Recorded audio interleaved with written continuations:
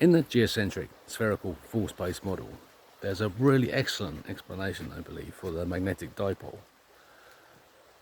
rotation. So no monopole, no single north or south can exist without its opposite, but the magnetic dipole rotates, creating the effect of a monopole from view from outside. So you could say from the outside that looks like a single entity. From the inside you can see it's actually two entities rotating around each other.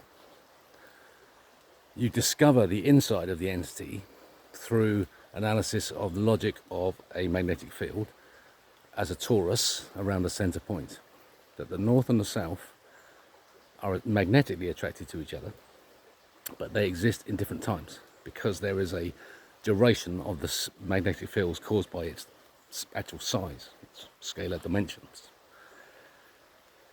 And so although they're attracted to each other, the north and the south, they cannot meet. If they met, there would be no difference, and then there would be no time, and so the system wouldn't exist. And so north and south are aware of each other, and they rotate around. So that as let's say my nose is the north center point, dot point of the toroidal field. It's a donut, but that donut center is absolutely tightly closed, apart from this tiny difference. So my nose is the north, here comes the south, it's there.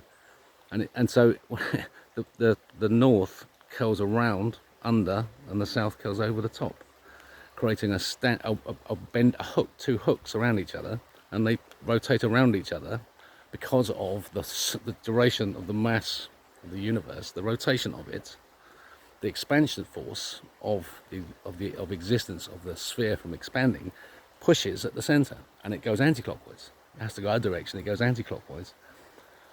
And so that there's a clockwise tick at the center, tick, tick, tick, as there is a spark between the north and south as on a spark plug. The difference is the discharge, capacitance discharge, flash of light. Light exists, that's the moment of consciousness. The energy of that moment is brought to it by the energy of the difference between the two. The awareness of this attraction and the need to come together, but recognition of difference. And that's what makes the world go round. So that's the center of the torus field now, and there's a dot point. So that dot point is, you can take away the sphere now and just see the two-dimensional rotating Z disk rotate at a slight angle from the X axis, 137 arc seconds. And that's the rotation of the two-dimensional dot point. You could look at it from above station, you might see a circumpunct, is a useful way of observing it, or as a yin-yang, black and white, with the eyes. That's another useful way of seeing the equator, or you can turn it three-dimensionally and see the hooks of the north and south poles around each other, of liquid from the south and vacuum energy from the north. Capacitance, yeah, cavitation. Within the hemisphere, that cavitation must exist. It's a hemisphere of force. And so the force-based model was created. And so you notice that there's a difference now, the north and south. There's a spark, that light, that's consciousness. You can't see it. It's because it's the moment of consciousness. It's a series of blinks at Planck's constant speed, 6.6 times 10 to the minus 34 real seconds. From our perspective of the outside of the sphere, you see, from inside, same number, but Newton meter second squared. The relationship between the lever arm surfaces, and it's twisting at the center. And that's Dr. Victor Lebow, 1915, analysis of the twist. So we got all the pieces to answer all the questions, to prove that God exists and that you must listen to Christ right now. Because the fact that I know this, and it's so bloody obvious, it's the solution to the double slit. The ether exists, it's a medium, the particles are cavitation. When you fire a single particle, you still get the same wave pattern because you're moving through a medium. You're proving a medium.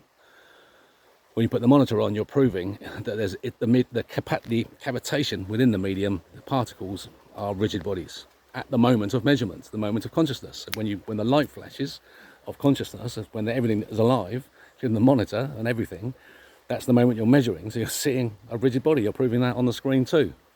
Yeah, there's no distance in time on the screen. That's the mistake you make. There's no distance in time between the screen and the recording screen. The slits in the screen. Okay? And then it's obvious. So it's an easy solution to the double slit. Earth Center of Universe force-based model. God exists. Christ is King. Hallelujah. Let's fucking go. How much more do you want?